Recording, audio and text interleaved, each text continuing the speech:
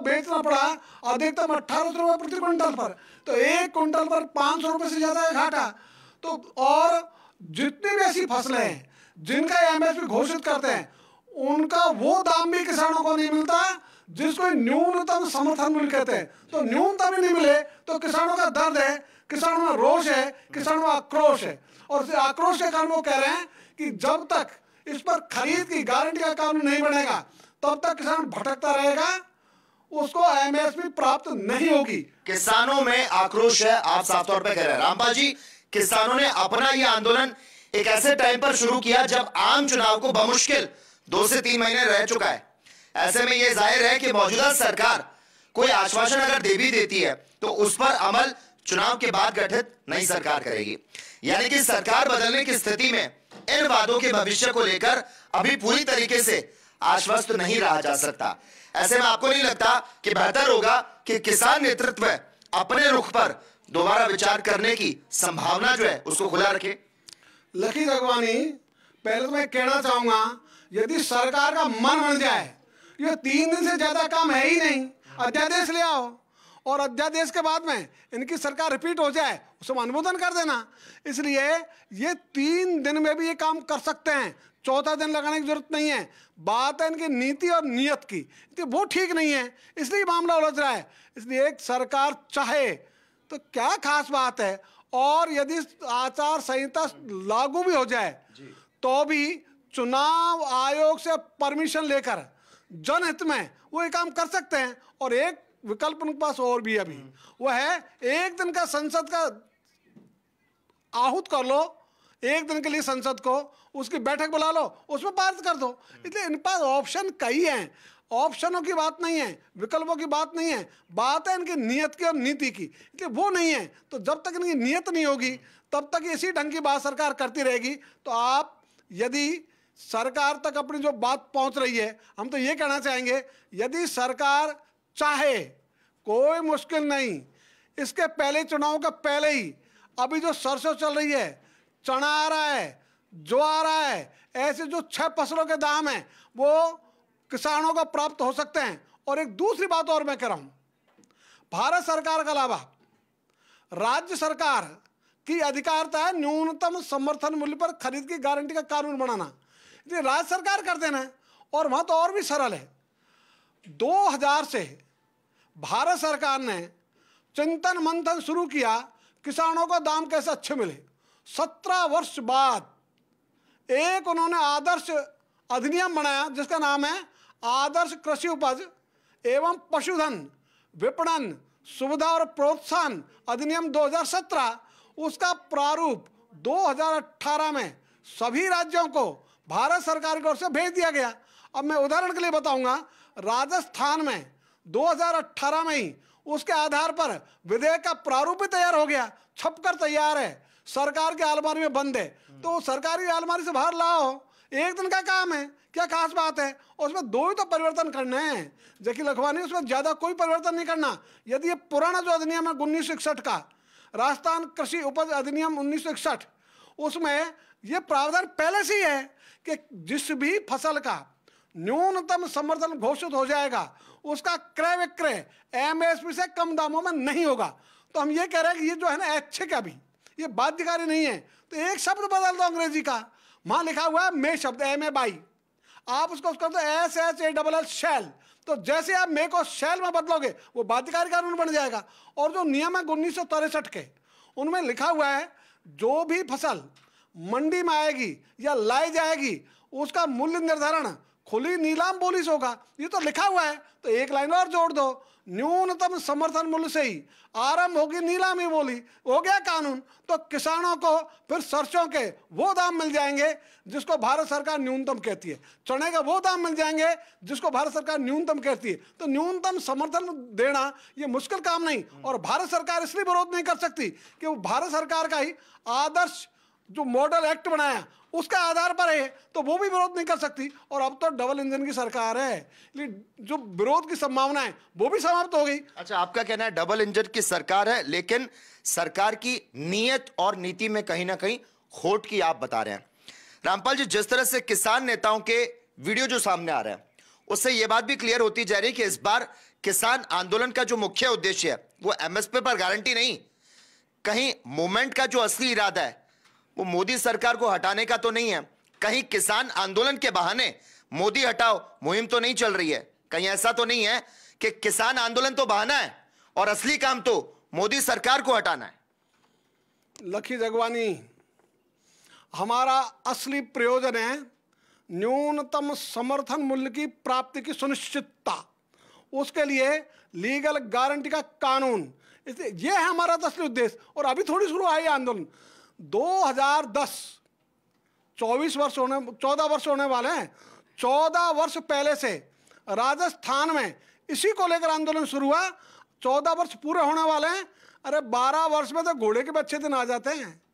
13 वर्ष में पांडवों का वनवास अज्ञातवास सहित पूरा हो गया था, 14 वर्ष में भगवान राम का वनवास पूरा हो गया।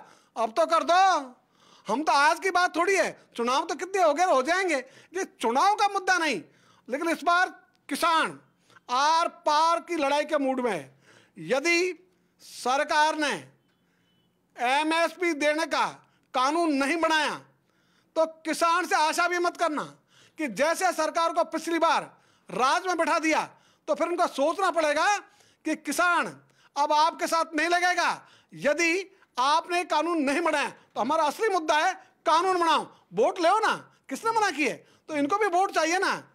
तो जो आज राज में है उनको भी राज चाहिए ना, तो राज देगा ना किसान, तो किसान के बिना तो राज मिल नहीं सकता। इसलिए यदि वो भी सोचे कि हम चुनाव के लिए कर रहे हैं तो आप लाभ ले ना उसका चुनाव का, ये ऑप्शन तो इनके सामने भी खुला है और इनके सामने तो सबसे बढ़िया ऑप्शन है। यदि ये कानून बना देते हैं तो किसान एक तरफा इनको वोट देगा, तो करो नहीं काम, इसलिए आपको लाभ भी हो जाएगा, तो आम के आम गुठली के दाम दोनों प्राप्त हो जाएंगे। चलिए, सरकार को लाभ होने की बात तो आप कह रहे हैं रामपाल जी, अगर हम बात करें जिस तरह से पिछली बार गुरनाम सिंह चढ़ूनी और राकेश टिकैत थे, इस बार डलेवाल है, ये वही डलेवाल है जो कह रहे थे कि राम मंदिर बनने के बाद प्रधानमंत्री नरेंद्र मोदी का जो ग्राफ है वो बहुत बढ़ गया था और अब उसको नीचे गिराना है। आपको नहीं लगता कि डल्लेवाल मोदी के खिलाफ माहौल बनाने की पूरी कोशिश कर रहे हैं? और किसान आंदोलन 2020 के हीरो रहे राकेश टिकैत कहां है? कौन कहां है, ये मांग सर्वसाधारण किसान की है, एक नेता, दो नेता, तीन नेताओं की नहीं। इसलिए देश का किसान इस मांग के साथ है, किसी नेता के साथ नहीं। हम तो कह रहे हैं ये देश के किसान की कंठ की आवाज है, उसकी हृदय की आवाज है। तो सरकार को इन नेताओं के चेहरों के बजाय मांग को देखो ना, तो मांग पूरी करो ना, ये चेहरे तो अपने आप ही ठीक हो लेंगे। इसलिए हम तो ये कहते हैं कोई भी यदि इसके लिए आंदोलन करेगा हम तो कहेंगे स्वागत योग्य, उसका मन क्या वो जाने, लेकिन किसान तो रहेगा साथ एमएसपी की गारंटी के कानून के साथ। तो हम तो कानून को बढ़ाने के लिए भाई, इसलिए कोई न कोई तो नेतृत्व करेगा ही, कोई न कोई तो आगे आएगा ही। आज पंजाब आ गया है तो हमको तो अच्छा लगा कि चलो भाई पंजाब आगे तो आया, हिम्मत तो की। तो इस सड़कों पर संघर्ष करना कम साहस की बात है क्या? किसका मन कैसा है वो जाने। आपने पंजाब की बात कही, उत्तर प्रदेश के किसान इस बार नहीं आ रहे। पंजाब पिछली बार भी किसान जो है वो सड़कों पर उतरा था। क्या लाल किले पर उपद्रव करने वाले और पीएम मोदी का काफिला रोकने वाले जो संगठन है, क्या वो भी इस पर हावी होंगे क्योंकि वो पंजाब से हैं? और देश भर में जिस तरह से किसान आंदोलन का मुद्दा लगातार गर्माता जा रहा है, अगर सरकार आपकी बातों को अगर नहीं मानती है तो ऐसे में क्या माना चाहे, ये जो आंदोलन है क्या कभी नहीं थमेगा? ये तब तक नहीं थमेगा जब तक किसान को न्यूनतम समर्थन मूल्य पर खरीद की गारंटी का कानून नहीं बन जाता। इसलिए सरकार ये रहे कि वो रहे, इस दल की रहे कि उस दल की रहे, ये गौण है। मुख्य मुद्दा यह है कि न्यूनतम समर्थन मूल्य पर खरीद की गारंटी का कानून चाहिए किसान को, क्योंकि उसको अपनी उपजें उन दामों से भी कम बेचनी पड़ रही है जिसको भारत सरकार न्यूनतम कहती है, लागत भी नहीं मिलती। ये किसान के साथ अन्याय नहीं है क्या? तो हम तो न्याय की बात कर रहे हैं, किसान को न्याय मिले। इसलिए कौन राज में रहेगा कौन राज में नहीं रहेगा ये बड़ा मुद्दा नहीं है, बड़ा मुद्दा लीगल गारंटी है एमएसपी की। तो उसके लिए हम काम कर रहे हैं, देश का किसान काम कर रहा है। आज देश का किसान चाहे खेत में हो, चाहे खलियान में हो, चाहे आंदोलन में हो, चाहे आंदोलन से बाहर हो, सबकी हृदय की एक ही आवाज है, एमएसपी की खरीद की गारंटी का कानून बने। तो जन जन की आवाज है भाई। और कोई भी सरकार यदि जन भावनाओं को नहीं समझेगी तो ये एक बात जो कही चाणक्य ने, जन भावनाओं के साथ यदि कोई भी विपरीत चला तो जैसे भूकंप से बड़े बड़े पर्वत धराशायी हो जाते हैं, कितनी भी मजबूत सरकार होगी वो भी धराशायी हो जाएगी। इसलिए यदि किसी को धराशायी नहीं होना तो उसके पास अच्छा विकल्प है कि भाई इसको स्वीकार करो। और ये न्याय की बात है, कोई दबाव की नहीं। तो न्याय की बात मानो, न्याय की बात इसलिए मानो कि बात हम ही नहीं कह रहे, ये हमने शुरू नहीं की कि खरीद की गारंटी का कानून बनाओ। ये शुरू की भारत सरकार की समितियों और आयोगों ने, जिसमें डॉक्टर एम.एस. स्वामीनाथन की अध्यक्षता में बना राष्ट्रीय किसान आयोग। उसने कहा है कि किसान को एमएसपी दो, उसके लिए खरीद की गारंटी का कानून बनाओ, उसने कहा। और ये तो बात है 2006 की। 2015, 16, 17 भारत सरकार की संस्था है कृषि लागत एवं मूल्य आयोग, उसने 3 बार अनुशंसा किया भारत सरकार को कि न्यूनतम समर्थन मूल्यों की सार्थकता तभी है जब उस पर 100% खरीद हो। अब यदि खरीद होगी नहीं तो वो तो निरर्थक है। हम तो कह रहे हैं जो आपने निरर्थक बना रखा है उसको सार्थक बनाना है। यही काम भारत सरकार की संस्था ने कहा है कि भाई इसकी सार्थकता के लिए कानून बनाओ खरीद की गारंटी का। हम तो उसके बाद शुरू हुए हैं। इसलिए जब वो कह रहे हैं लगातार भारत सरकार की संस्था कह रहे हैं 2000, 2002, 2004, 2007 लगातार ये आवाज है। और उसके पहले भी जब चौधरी देवीलाल उप प्रधानमंत्री थे 1989 में, उस समय उन्होंने एक कमेटी बनाई भारत सरकार की, भानु प्रताप कमेटी। उसकी रिकमेंडेशन है और उसमें दस्तखत नीचे है, इसे लागू किया जाए चौधरी देवीलाल उप प्रधानमंत्री। तो तब की मांग है भाई। इसलिए इसमें कौन पार्टी राज करेगी कौन नहीं करेगी ये इतना बड़ा मुद्दा नहीं है। पार्टी तो आती रहेंगी जाती रहेंगी, एक रहेंगी तो भी कोई दिक्कत नहीं। लेकिन मुद्दा है देश के ललाट पर जो किसानों की आत्महत्याओं का कलंक लगा है, उनको उनकी उपजों के दाम नहीं मिलने कारण, अरे वो कलंक तो धो, उस कलंक को धोने के लिए कह रहे हैं हम तो। और अगर नहीं धोएंगे तो आपका कहना है अगर मजबूत सरकार होगी तो वो भी धाराशायी हो जाएगी। रामपाल जी, किसानों ने एक बार फिर से केंद्र सरकार के लिए मुश्किलों को तो खड़ा कर दिया है, लेकिन जब किसानों के हाथ में है वोट तो किसान आंदोलन से चोट क्यों कर रहे हैं? और आपको नहीं लगता कि केंद्र सरकार को और किसानों को मिलकर इस समस्या का समाधान जो है उसे निकालना चाहिए और देश की राजधानी को बंधक नहीं बनाना चाहिए? लखी जगवानी, देश की राजधानी को कोई भी बंधक नहीं बना सकता, न पहले बनाई न अब बना सकता। देश की राजधानी हम सबकी शान है, हम सबका सम्मान है। राजधानी से हमारी कोई लड़ाई नहीं है, राजधानी को बंधक बनाने का हमारा कोई इरादा नहीं है। किसानों का इरादा है न्यूनतम समर्थन मूल्य प्राप्ति के लिए अपनी लड़ाई जारी रखना, और वो भी सत्य, अहिंसा और शांति के आधार पर। तो उसका आधार पर लड़ रहे हम तो। और मैं कई बार कहता हूं ये नारा नहीं है हमारा, ये हमारा व्रत है। शांति, अहिंसा और सत्य, इसके आधार पर हम लड़ाई लड़ रहे हैं। तो 2010 से 2024 आ गया, पूरे हिंदुस्तान में लड़ाई पहुंच गई राजस्थान की। दूदू से शुरू हुई, आज देशव्यापी मुद्दा है, सबसे ज्वलंत मुद्दा है। तो ये कोई एक दिन का काम थोड़ी है। तो 14 वर्षों में लगातार इसी काम के लिए काम किया है, हॉल टाइम काम किया है, एक नहीं हजारों लोगों ने काम किया है। तो ये जन जन का मुद्दा है। इसलिए जन भावनाओं को सरकार समझे, वो मीटिंग बुलावे या नहीं बुलावे, कानून तो उसे ही बनाना है ना। तो कानून जिनके हाथ में बनाना है वही बनाएंगे। तुम बातचीत से बना लो, बिना बातचीत बना लो, और इससे बड़ी बात कुछ नहीं हो सकती कि किसान और केंद्र सरकार दोनों मिलकर काम करें। ये तो अच्छी बात है, इसलिए इस अच्छाई को हम स्वीकार करते हैं। इसलिए किसान तो तैयार है इसके लिए, वो तो लगातार कह रहा है, पिछली बार भी कही। और जब भारत सरकार द्वारा बनाई गई समिति 12 जुलाई 2022 की, वो कह रही है कि कानून बनाओ, तो हमारी तो मत मान, उसकी मान लो ना भाई। तो तुम्हारे आयोगों की, तुम्हारी समितियों की, उनकी बात तो मानो, तो उनकी भी नहीं मान रहे। और तो और जगी लखवानी, हमारे प्रधानमंत्री जी 2011 में जब गुजरात के मुख्यमंत्री थे, उसमें प्रधानमंत्री कार्यालय से कंज्यूमर अफेयर्स कमेटी, उसकी कमेटी बनाई थी। उसके चेयरमैन हमारे ऑनरेबल पीएम थे।